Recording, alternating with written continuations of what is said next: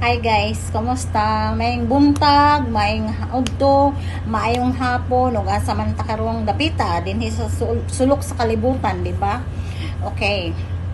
Guys, naalang ko gamay nga tips or i-share para sa labi na gid sa atong mga kababayihan. Kani siya may makapa-maintain sa ato ang kaanyag or kaambungan kung lalaki, nga nana. Oo, dayan mga foods ni siya guys. Now, kaning una na ko ipakita sa inyo ha. Nakita mo gud ako kanina. Muna nakauna ko na ko i-share din na nako no nga nana. Kani siya. Baki, guys, baki. Pero ako kay balag unsa gi kanang sakto nga ngalan basta kay baki-baki lang siya basta kay dili siya makahilo. Kung hindi siya nakakalason ha in Tagalog. So, mga hindi nakakaintindi ko makain ko ako ng palaka. Pero hindi ko alam talaga yung exact name niya kasi may mga palaka na nakakalason. So, depende lang yan. Pangalawa, sawa. Sawa or iwan ko kung anong pangalan yan. Baksan eh. Sa Bisaya, sa amin, baksan siya or sawa man siya. Sa halas-halas, ahas ba sa Tagalog? Kana, ginakaon ko na siya guys. And then, aso. Kumakain talaga ako ng aso.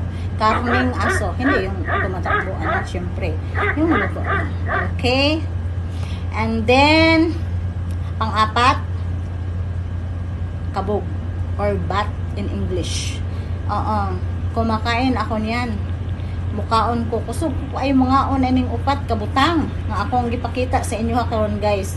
Ug mao na siya maka-maintain sa atong kagwapa.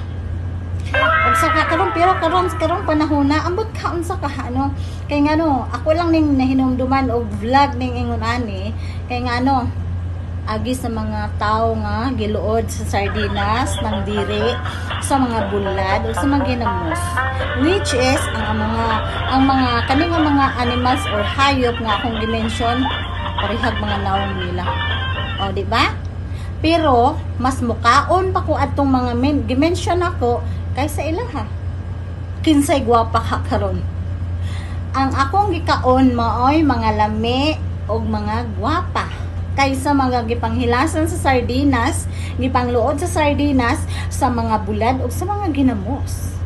Sige ko no, be? O, unsa inyo ikastorya? Kaya ninyo akong gikaon, guys? Ang makarelate ani kadtoro yung mga nasa probinsya po. Klarong pag-istorya ako, nagbata ko. Kinaon ko ng mga hayupa. Oh, wala ko'y pili talaga.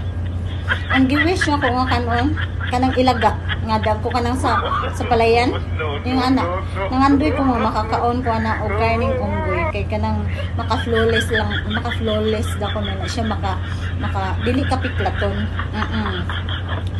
pero kaning inyong nakita sa akong dughan karon guys dili ni siya kagid agi lang ko ni siya sa init din ag sa 4 days ago niya gikalot na ako ha dili ni kagid agi kay nagkaon ko anang mga mananapa ha timan ina ninyo dili na siya kagi dili po ni siya hod-hod o kanara mura tayo akong i-share guys thank you for watching be safe always thank you.